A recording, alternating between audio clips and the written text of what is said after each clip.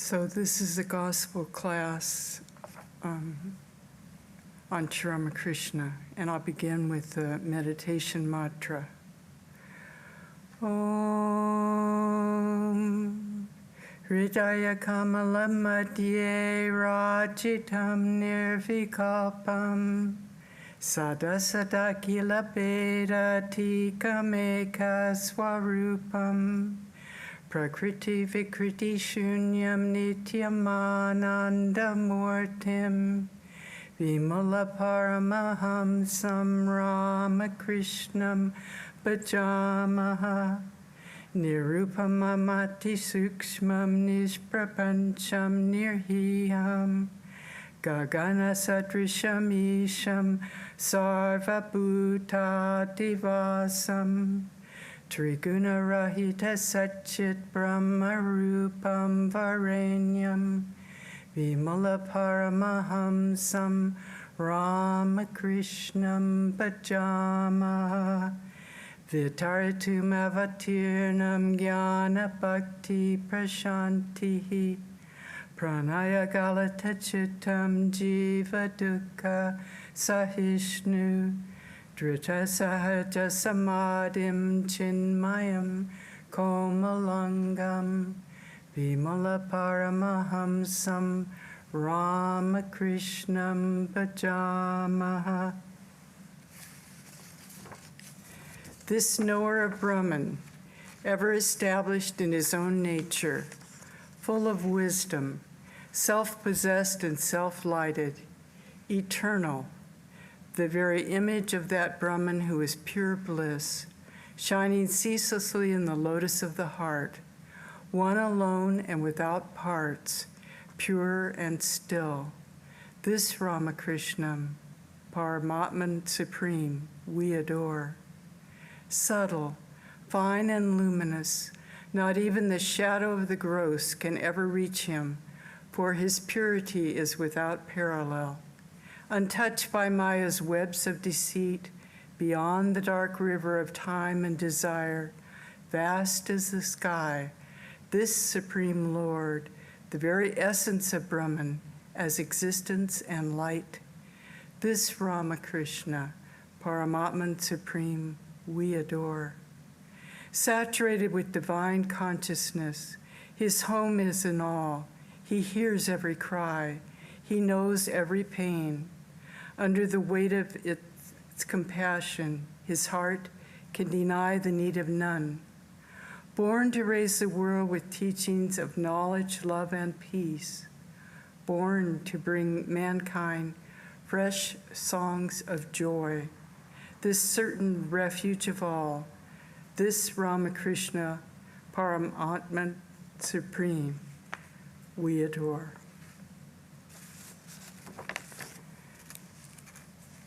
So as you know, I've been giving a little stories about Sri Ramakrishna or reminiscences from other people just at the beginning, before the gospel reading, so we can think about him in new ways. And I'm giving you another one this time from this wonderful book called Divine Joy at Play by Gayatri Devi. And this is when he actually initiates Bhavatarini Ma. And remember, we've already discussed this, but Bhavatarini Ma was just a little girl. I mean, she was like 5 years old or something. And he treated her almost like a daughter, he and Holy Mother both. So she's still very young when he initiates her. She's giving her reminiscences now. Thakur caught me with his left hand. He came to the side of his little cot. From underneath the cot, he pulled out an earthen pot by his right hand. Removing the lid, he said, "Will you take Bhavatarini? Put out your hand." I was thinking, my boy, that it might be some kind of gold ornament. Oh my goodness.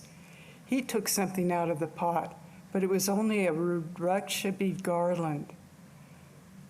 Holding my two hands together, he wrapped that garland around my hand. I had thought I would get a gold necklace, but instead that Rudraksha bead garland? This struck a big blow to my mind. I threw the garland back to Thakur and shouted, "You're a bad fellow. In my case, you give only a little wooden garland. I won't take it. I won't take it."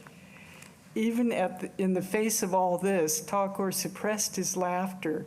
He picked up the garland and, pulling me onto his lap by force, he said, "Baba Tarini, you wanted to take a mantra? Come, I'm giving you a mantra now." I don't know why, my boy, but suddenly I became calm, and it was quiet like a stone. Then he chanted the mantra and showed me what is to be done with the garland, how to hold it, and how to turn it around. He showed me over and over again. With much fear, I said, "If I forget the mantra?" Thakur said, pointing to my husband, "If you forget, Upen will tell you." Basumati Ma was speaking her recollections with great emotion, and we were hearing her sweet words with great astonishment. At this time, my eyes suddenly fell on the neck of Basumati Ma, and I saw the same Rudraksha beads given by Thakur. I gestured to my husband to look. Like a child, my husband made an unreasonable request. "Ma, please touch once the garland to my forehead."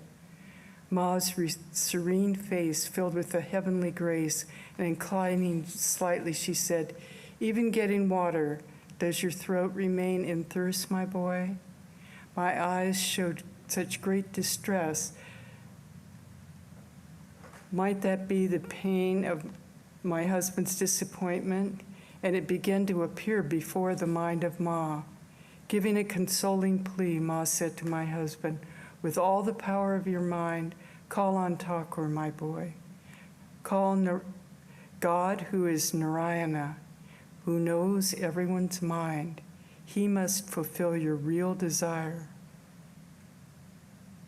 Ma again was lost in a mood, and after a little while she came to normal consciousness and began again. "Has he given grace only to me? No. For the uplifting of all human beings, he has taken birth. He is a wish-fulfilling tree. Did you know this, my boy? Even with such a big sore in his throat, not even a little of his power was worn away. His body became dried up like a stick. It was difficult for him to turn from one side to the other. Even in this dreadful state, one day this man raised himself up from the bed and alone went down the stairs, step by step, calling, 'Let humanity be realized, Chaitanya.' My boy, realize this truth. Not to Naran, not to Rakal, not to Tarak, not to Yogin, not just these boys who were doing great service to the Guru. He was not saying this to any particular person. He was saying, 'Let humanity be realized, Chaitanya.' The humanity that was of that time, the humanity that is of this time, and furthermore, these words will be heard by all." So that will do as our little meditation project at the beginning tonight. We're beginning on page 224, and it's the Master with the Brahmo Devotees second part. I'm starting where I left off last time. We actually had just recited a lot of hymns to the Divine Mother Kali, and in the meantime we've had Kali Puja, so it's appropriate. So this begins on Saturday, June 2nd, 1883. Sri Ramakrishna had been invited to visit the homes of his devotees Balaram, Adar, and Ram in Calcutta. Devotional music had been arranged by Adar and Ram. The Master was accompanied in the carriage by Rakal, M, and others. As they drove along, Sri Ramakrishna said to the devotees, "You see, Sin flies away when love of God grows in a man's heart, even as the water of the reservoir dug in a meadow dries up under the heat of the sun. But one cannot love God if one feels attracted to worldly things, to woman and gold. Merely taking the vows of a monastic life will not help a man if he is attached to the world. It is like swallowing your own spittle after spitting it out on the ground. This is a kind of an example. It's sort of gross, but actually in the Vivekachudamani, they also give examples like this about how to turn your mind toward God. After a few minutes, the master continued, the members of the Brahmo Samaj do not accept God with form. Narendra says that God with form is a mere idol. He says further, what? He still goes to the Kali temple? And he was referring to the master. This was when Naren first went to see Sri Ramakrishna. He was he was a member of the Brahmo Samaj at that time. And he fought with Sri Ramakrishna for a long time. Sri Ramakrishna and his party arrived at Balaram's house. Yajnath of Naranbaga came to invite the master to his house at 4 o'clock in the afternoon. Sri Ramakrishna agreed to go if he felt well. After Yajnath's departure, the master went into an ecstatic mood. He said to the Divine Mother, "Mother, what is all this? Stop. What are these things that you are showing me? What is it that thou dost reveal to me through Rakal and others? The form is disappearing.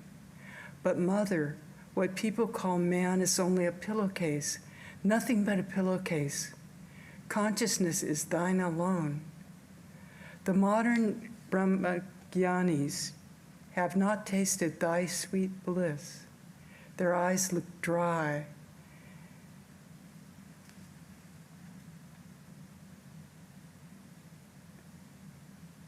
And so do their faces. They won't achieve anything without ecstatic love of God. Mother, once I asked thee to give me a companion just like myself. Is that why you have given me Rakal?" The master went to Adar's house where arrangements were being made for the kirtan. Many devotees and neighbors had gathered in Adar's drawing room, anxious to listen to the master's words. The master to the devotees. Both worldliness and liberation depend on God's will.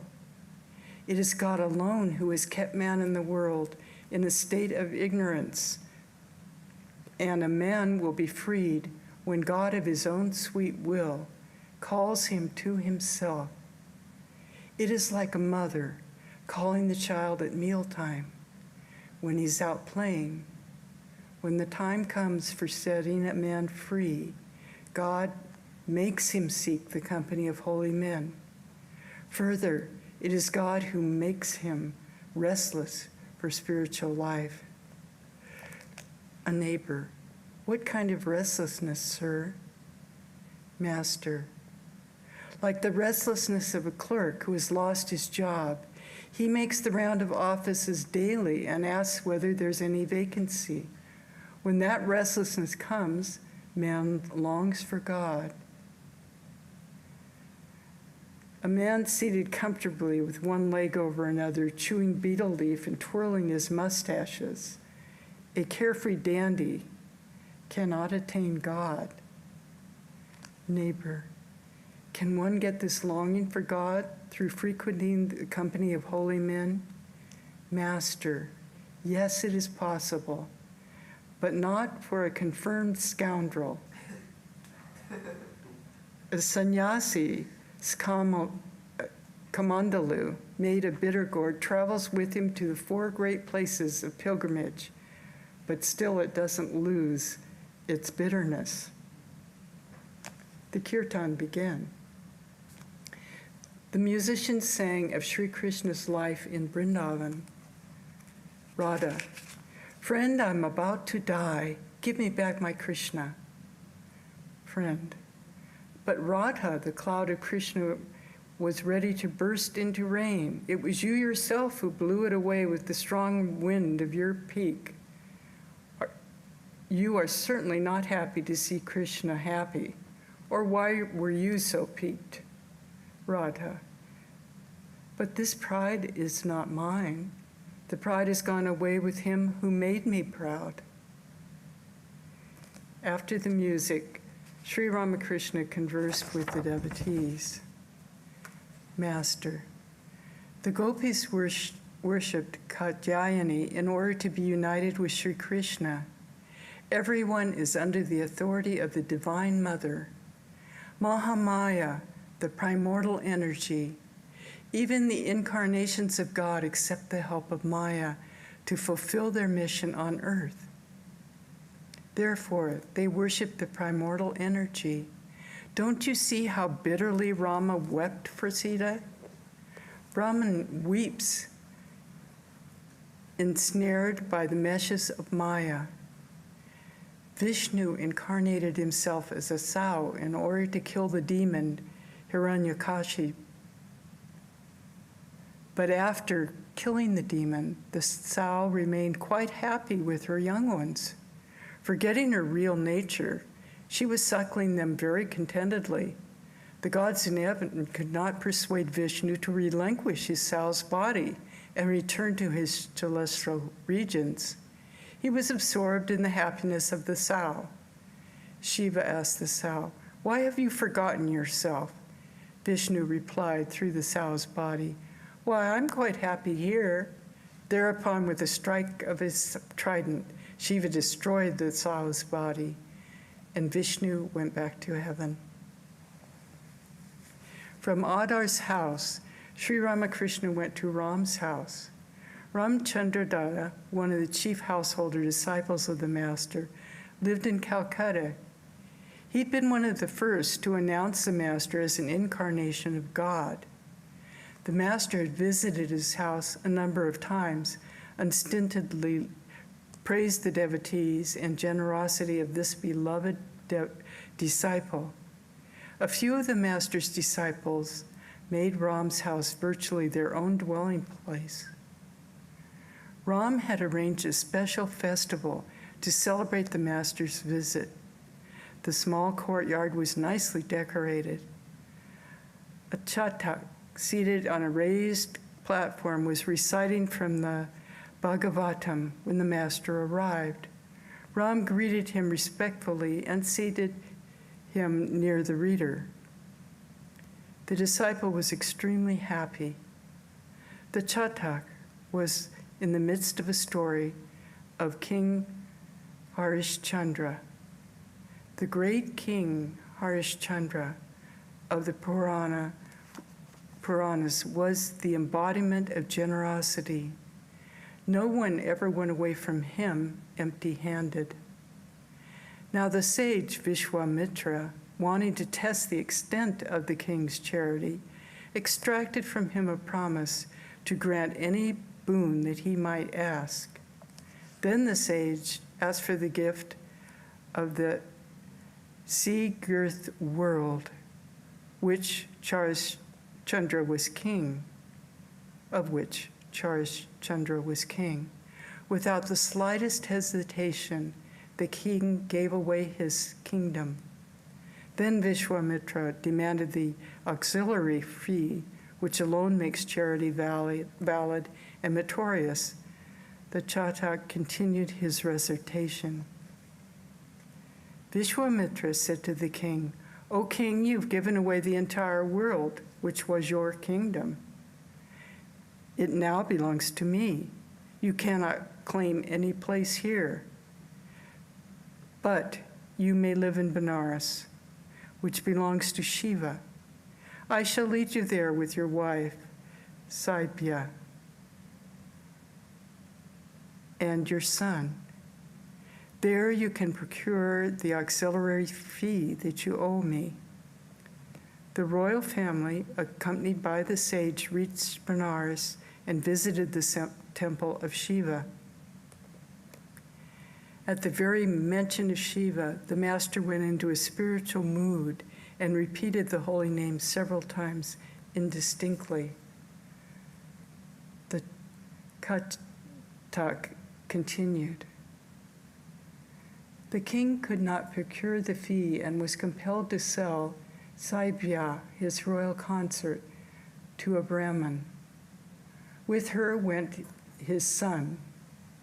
But since even that was not enough to redeem his pledge to the sage, Harishchandra sold himself to an untouchable who kept a cremation ground. He was ordered to supervise the cremations. One day, while plucking flowers for his Brahmin master, the prince Rohitashiva was bitten by a venomous snake, and that very night died. The cruel Brahmin would not leave his bed to help the poor mother cremate the body. The night was dark and stormy. Lightning sent black clouds. Saibya started for the cremation ground alone, carrying the body of her son in her arms. Smitten with fear and overpowered with grief, the queen filled the heaven and earth with her wailing.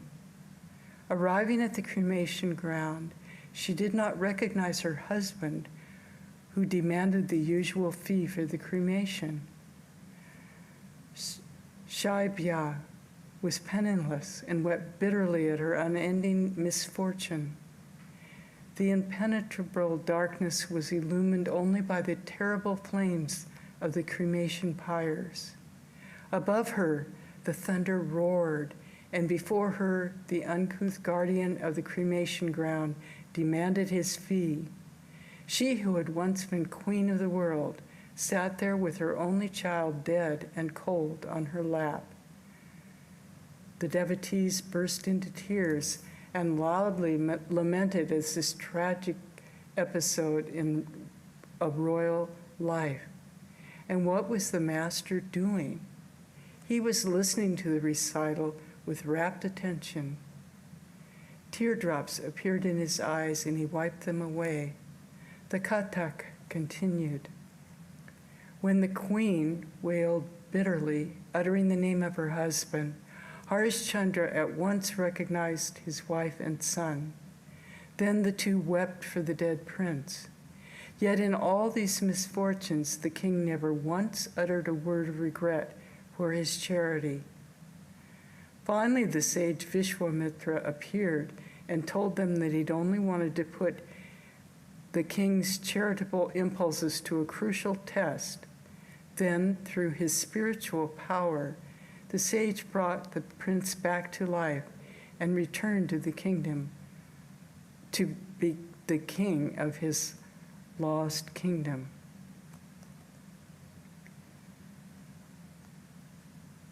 There's a ghat, a very famous burning ghat in Varanasi in Benares called Harishchandra Ghat. There's two main ones, Manikarnika Ghat and Harishchandra Ghat. Ramakrishna asked the Kathak to recite the episode of Uddhava, the friend and devotee of Krishna. At the request of Krishna, Uddhava had gone to Vrindavan to console the cowherds and gopis who were sore at heart because of their separation from their beloved Krishna. The Kathak said, when Uddhava arrived at Vrindavan, the gopis and cowherd boys ran to him eagerly and asked him, "How is our Krishna? Has he forgotten us altogether? Doesn't he even speak our name?" So saying, some of them wept. Others accompanied him in various places in Vrindavan, still filled with Krishna's sweet memory. They said, "Here it was that Krishna lifted up the mountain Godvarvan, and here he killed the demons sent by the evil-minded Kamsa. In this meadow he tended his cows. Here on the bank of the Jamuna he sported with the gopis. Here he played with the cowherd boys, and here in these groves he met the gopis secretly. Uddhava said to them, "Why are you so grief-stricken at Krishna's absence? He resides in all beings as their indwelling spirit. He is God himself, and nothing can exist without God." "But," said the gopis, "we do not understand all that. We can neither read nor write. We know only our Krishna of Vrindavan, who played with us here in so many ways." Uddhava said, "Krishna is God himself. By meditating on him, man escapes birth and death in the world and attains to liberation." The gopis said, "We do not understand big words like liberation. We want to see the Krishna of our hearts." The master listened to the story from the Bhagavata with great attention and said at last, "Yes, the gopis were right." Then he sang, "Though I am ever loath to grant salvation, though I am never loath to grant salvation, I hesitate indeed to grant pure love. Whoever wins pure love surpasses all. He is adored by men. He triumphs over the three worlds. Listen, Chandravali, I shall tell you of love. Mukti a man may attain, but rare is bhakti. Solely for the sake of love's pure sake did I become King Vali's doorkeeper down in his realm in the nether world." There's a footnote here, and this is an allusion to the story of Vali narrated by the Puranas. He was punished by the Lord for an excessive charity and was condemned to rule over the nether world. But he succeeded in extracting from the Lord the boon that he would be his doorkeeper. Alone in Vrindavan can pure love be found. Its secret none but the gopis and gopas know. For pure love's sake I dwelt in Nanda's house. Taking him as my father, I carried his burden on my head. That's the end of the song. Sri Ramakrishna said to the Kathak, "The gopis had ecstatic love, unswerving and single-minded devotion to one ideal. Do you know the meaning of devotion that is not loyal to one ideal? It's devotion tinged with intellectual knowledge. It makes one feel Krishna has become all this. He alone is the supreme Brahman. He is Rama, Shiva, and Shakti. But this element of knowledge is not present in ecstatic love of God. Once Hanuman came to Dwarka and wanted to see Sita and Ram. Krishna said to Rukmini, his queen, "You'd better assume the form of Sita, otherwise there will be no escape from the hands of Hanuman." Once the Pandava brothers performed the Rajasurya sacrifice. All the kings placed Yudhishthira on the royal throne and bowed low before him in homage. But Bhishana, the king of Ceylon, said, "I bow to Narayana and to none else." At these words, the Lord Krishna bowed down to Yudhishthira. Only then did Bhishana prostrate himself, crown and all, before him. Do you know what devotion to one ideal is like? It is like the attitude of the daughter-in-law in the family. She serves all the members of the family and her brother-in-law, her father-in-law, husband, and so forth, bringing them water to wash their feet, fetching their towels, arranging their seats, and the like. But with her husband, she has a special relationship. There are two elements in this ecstatic love, I-ness and minus. Yashoda used to think, who would look after Gopala if I do not? He will fall ill if I don't serve him. She did not look on Krishna as God. The other element is minus. It means to look on God as one's own. My Gopala. Uddhava said to Yashoda, Mother, your Krishna is God himself. He is the Lord of the universe and not a common being. Oh, exclaimed Yashoda, I'm not asking you about your Lord of the universe. I want to know about my Gopala and how he fares, not the Lord of the universe, but my Gopala. How faithful to Krishna the gopis were. After many entreaties to the doorkeeper, the gopis entered the royal court in Mathura, where Krishna was seated as king. The doorkeeper took them to him, but at the sight of King Krishna wearing the royal turban, the gopis bent down their heads and said amongst themselves, Who is this man with the turban on his head? Should we violate our chaste love for Krishna by talking to him? Where is our beloved Krishna with the yellow robe and the bewitching crest and with the peacock feather? Did you observe the single-minded love of the gopis for Krishna? The ideal of Vrindavan is unique. I am told the people of Dwarka worship Krishna, the companion of Arjuna, but not Radha, a devotee. Which is better, ecstatic love or love mixed with knowledge? Master, it is not possible to develop ecstatic love of God unless you love him very deeply and regard him as your very own. Listen to a story. Once 3 friends were going through a forest when a tiger suddenly appeared before them. Brothers, one of them exclaimed, we are lost. Why should you say that, said the second friend. Why should we be lost? Come, let us pray to God. The third friend said, no, why should we trouble God about it? Come, let us climb this tree. The friend who said, we are lost, did not know there was a God who is our protector.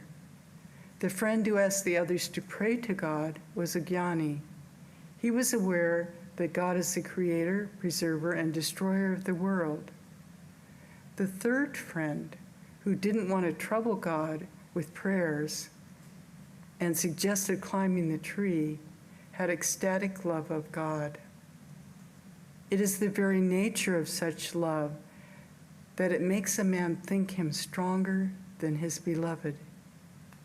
He is also always alert lest his beloved should suffer. When one desire of his life is to keep his beloved from even being pricked in the foot by a thorn. Ram served the master and the devotees with delicious sweets. That's the end of this chapter, and we'll go on to the next one. Chapter 11, with the devotees at Dakshineswar, the first part. Monday, June 4th, 1883. About 9 o'clock in the morning, the devotees began to arrive at the temple garden. Sri Ramakrishna was seated on the porch of his room, facing the Ganges. M., who had spent the previous night with his master, sat near him. Balaram and several other devotees were present. Rakhal lay on the floor, resting his head on the master's lap. For the past few days, the master had been regarding Rakhal as the baby Krishna. Seeing Trilokya, there's a footnote here, the son of Mathur and the grandson of Rani Rasmani, he'd become the proprietor of the temple in 1871.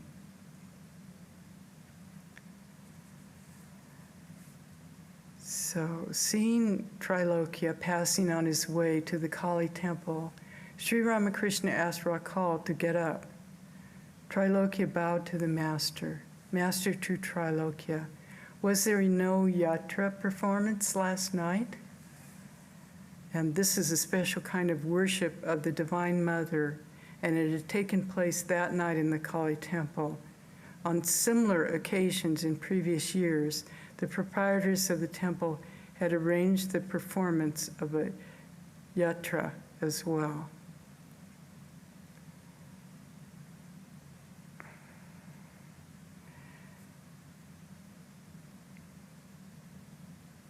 Trilokya. No, sir, we couldn't conveniently arrange it. Master, what is done is done. But please see that this doesn't happen again. The traditions of the temple should be properly observed.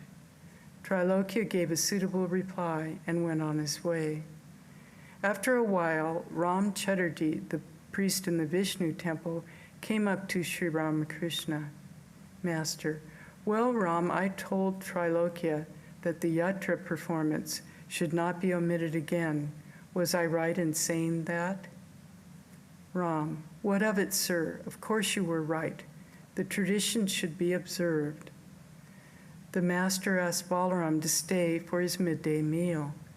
Before the meal, Sri Ramakrishna described to the devotees the days of his God intoxication. Rakhal, M., Ramlal, and a few others were present. Master, now and then Hazra comes forward to teach me. He says, why do you think so much about the youngsters? One day, as I was going to Balaram's house in a carriage, I felt greatly troubled about it, and I said to the Divine Mother, Mother, Hazra admonishes me for worrying so much about Narendra and the other young boys. He asked me why I forgot God and think about these youngsters. No sooner did this thought arise in my mind than the Divine Mother revealed to me in a flash that it is she herself who has become man. But she manifests herself most clearly through a pure soul. At this vision, I went into samadhi. Afterward, I felt angry with Hazra. I said to myself, that rascal made me miserable. Then I thought, why should I blame the poor man? How is he to know? I know these youngsters to be Narayana himself. At my first meeting with Narendra, I found him completely indifferent to his body. When I touched his chest with my hand, he lost consciousness of the outer world. Regaining consciousness, Narendra said, oh, what have you done to me? I have a father and mother at home. The same thing happened at Jadu Malik's house. As the days passed, I longed more and more to see him. My heart yearned for him. One day at that time, I said to Bholanath, can you tell me why I should feel this way? There is a boy called Narendra at the Kayasta caste. Why should I feel so restless for him? Bholanath said, you will find the explanation in the Mahabharata. On coming down to the plane of ordinary consciousness, a man established in samadhi enjoys himself in the company of sattvic people. He feels peace of mind at the sight of such men. When I heard this, my mind was set at ease. Now and then I would sit alone and weep for the sight of Narendra. Oh, what a state of mind I passed through. When I first had that experience, I could not perceive the coming and going of the day or night. People said I was insane. What else could they say? They made me marry, and then in a state of God intoxication, I felt worried about my wife. Then I thought she too would eat and drink and live like me. I visited my father-in-law's house. They arranged a kirtan.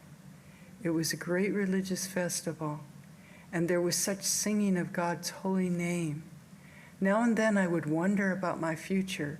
I would say to the Divine Mother, Mother, I shall take my spiritual experiences to be real if the landlords of the country show me respect, they too came of their own accord and talked to me.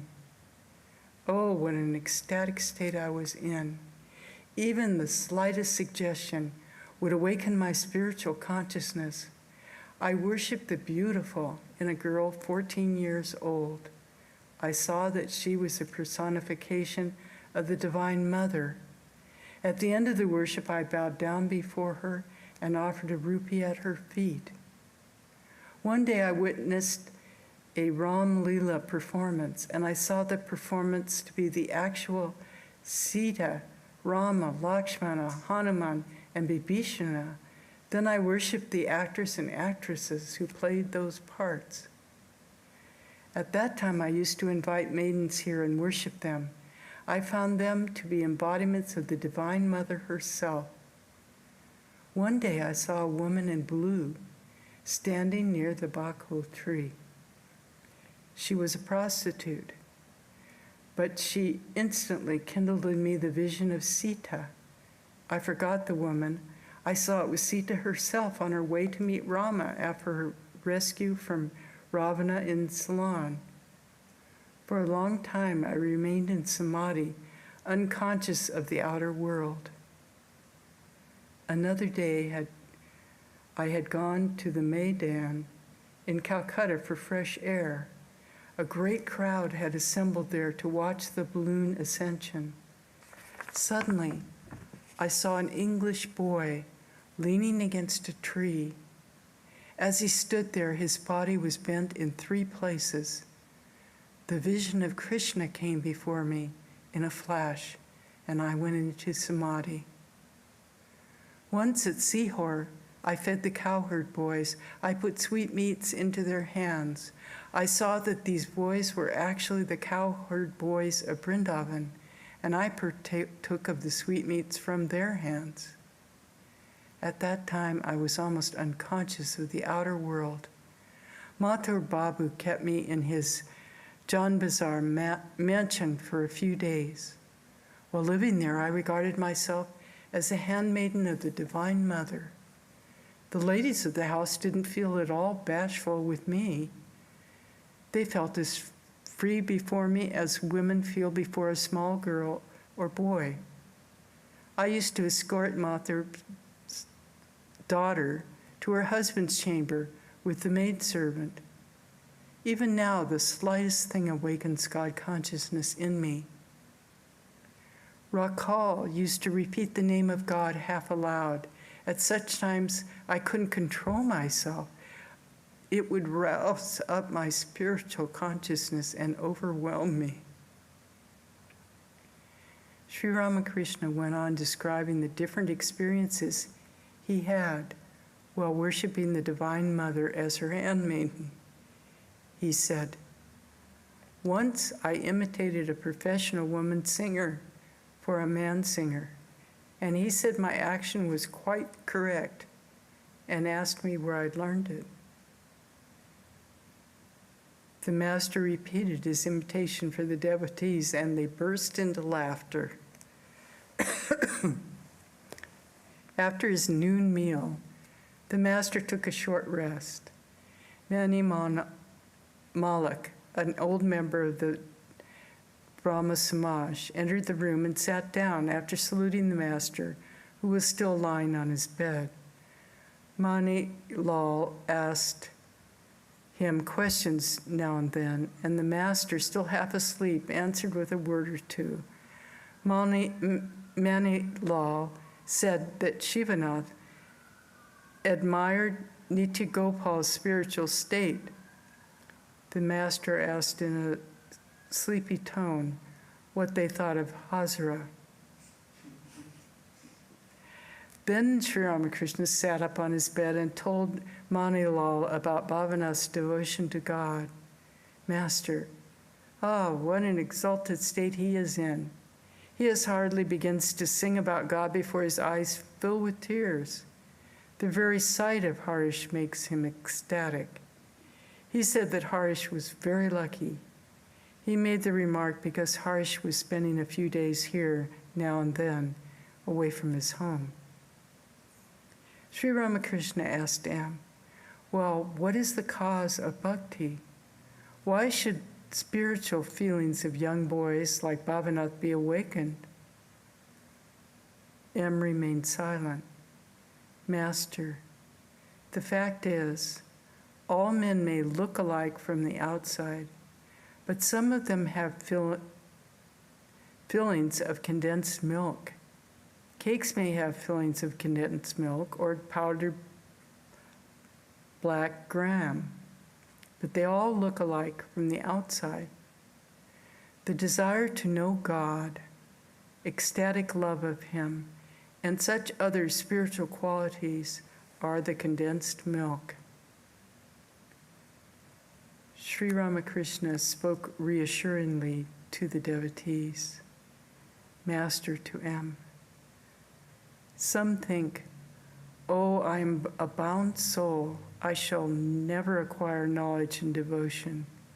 But if one receives the Guru's grace, one has nothing to fear. Once a tigress attacked a flock of goats. As she sprung on her prey, she gave birth to a cub and died. The cub grew up in the company of the goats. The goats ate grass, and the cub followed their example. They bleated. The cub bleated too. Gradually, it grew to be a big tiger. One day, another tiger attacked the same flock. It was amazed to see the grass-eating tiger. Running after it, the wild tiger at last seized it, whereupon the grass-eating tiger began to bleat. The wild tiger dragged it to the water and said, look at your face in the water. It's just like mine. Here's a little meat. Eat it. Saying this, it thrust some meat into its mouth, but the grass-eating tiger would not swallow it and began to bleat again. Gradually, however, it got the taste for blood and came to relish the meat. Then the wild tiger said, now you see, there's no difference between you and me. Come along and follow me into the forest. So there can be no fear if the Guru's grace descends on one. He will let you know who you are and what your real nature is. If the devotee practices spiritual discipline a little, the Guru explains everything to him. Then the disciple understands for himself what is real and what is unreal. God alone is real, and the world is illusory. One night, a fisherman went to a garden and cast his net into a lake in order to steal some fish. The owner heard him and surrounded him with his servants. They brought lighted torches and began to search for him. In the meantime, the fisherman smeared his body with ashes and sat under a tree, pretending to be a holy man. The owner and his men searched a great deal, but they couldn't find the thief. All they saw was a holy man covered with ashes, meditating under a tree. The next day, the news spread in the neighborhood that a great sage was staying in the garden. People gathered there and saluted him with offerings of fruit, flowers, and sweets.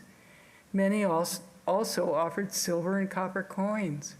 How strange, thought the fisherman. I'm not a genuine holy man, and still people show such devotion to me. I shall certainly realize God if I become a true sadhu. There is no doubt about it. If a mere pretense of religion, a religious life, can bring spiritual awakening, you can imagine the effect of real sadhana. In that state, you will surely realize what is real and what is unreal. God alone is real, and the world is illusory. One of the devotees said to himself, is the world unreal then? The fisherman, to be sure, renounced worldly life. What then will happen to those who live in the world? Must they too renounce it? Sri Ramakrishna, who could see into a man's innermost thought, said very tenderly, "Suppose an office clerk has been sent to jail. He will undoubtedly lead a prisoner's life there. But when he is released from jail, does he cut capers in the street? Not at all. He gets a job as a clerk again and goes on working as before. Even after attaining knowledge, through the Guru's grace, one can very well live in the world as a Jiva Mukta." Thus did Sri Ramakrishna reassure those who were living as householders. Manilal, "Sir, where shall I meditate on God when I perform my daily worship?" Master, "Why, the heart is a special place. Meditate on God there." Manilal, "A member of the Brahmo Samaj believed in a formless God." He was a member of the Brahmo Samaj, and he believed in a formless God. Addressing him, the master said, "Kabir used to say, 'God with form is my mother, the formless God my father. Whom should I blame? Whom should I adore? The two sides of the scales are even.' During the daytime, Haladari used to meditate on God with form, and at night on the formless God. Whichever attitude you adopt, you will certainly realize God if you have firm faith. You may believe in God with form or in God without form, but your faith must be sincere and wholehearted." Shambhu Malik used to come on foot from Bagh Bazar to his garden house in Dakshineswar. One day a friend said to him, "It is risky to walk such a long distance. Why don't you come in a carriage?" At that, Shambhu's face turned red and he exclaimed, "I set out repeating the name of God. What danger can befall me? Through faith alone, one attains everything. I used to say, I shall take all this to be true if I meet a certain person or a certain officer of the temple garden talks to me. Whatever I would think would invariably come to pass." Emmett studied English logic. In the chapters on the fallacies, he had read that only superstitious people believed in the coincidence of morning dreams with actual events. Therefore, he asked the master, "Was there never any exception?" Master, "No. At that time, everything happened that way. I would repeat the name of God and believe that a certain thing would happen, and it would invariably come to pass." To Manilal, "But you must remember, unless one is guileless and broad-minded, one cannot have such faith.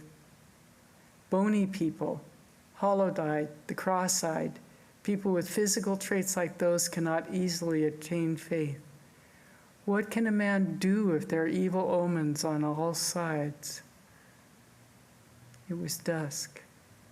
The maidservant entered the room and burnt incense.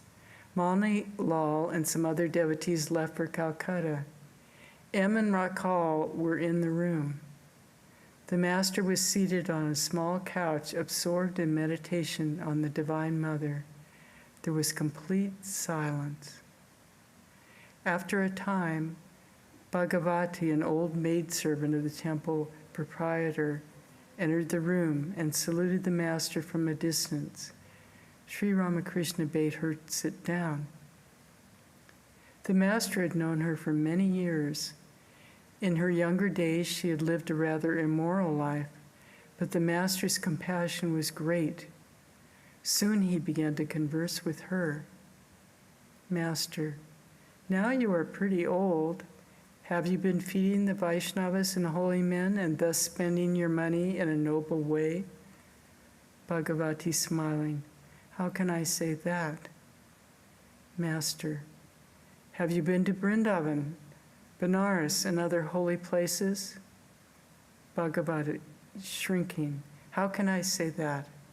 I have built a bathing ghat and my name is inscribed there on a slab. Master, indeed. Bhagavati, yes, sir, my name, Srimati Bhagavati Das, is written there. Sri Ramakrishna with a smile, how nice. Emboldened by the master's words, Bhagavati approached and saluted him, touching his feet. Like a man stung by a scorpion, Sri Ramakrishna stood up and cried, Govinda, Govinda! A big jar of Ganges water stood in the corner of the room. He hurried there, panting, and washed with holy water the spot that the maidservant had touched. The devotees in the room were amazed to see this incident. Bhagavati sat as if struck dead.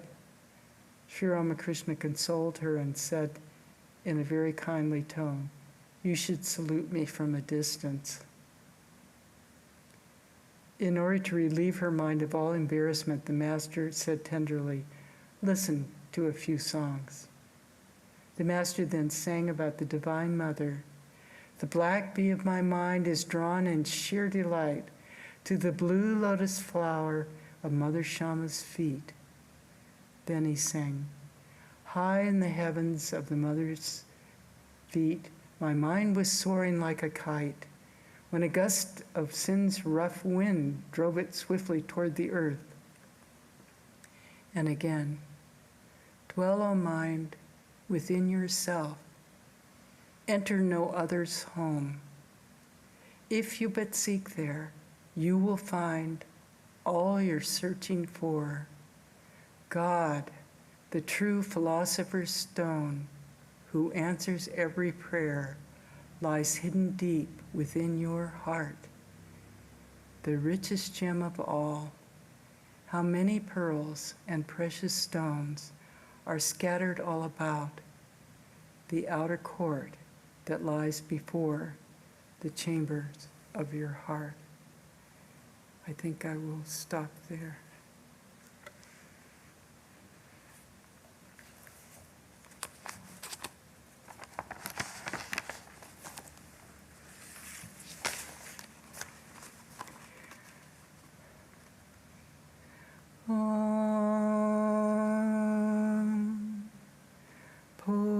Purnamada Purnamidam Purnat Purnamudachyate Purnasya Purnamadaya Purnameva Vashishyate. Om Shanti, Shanti, Shanti. Filled with Brahman are the things we see. Filled with Brahman are the things we see not.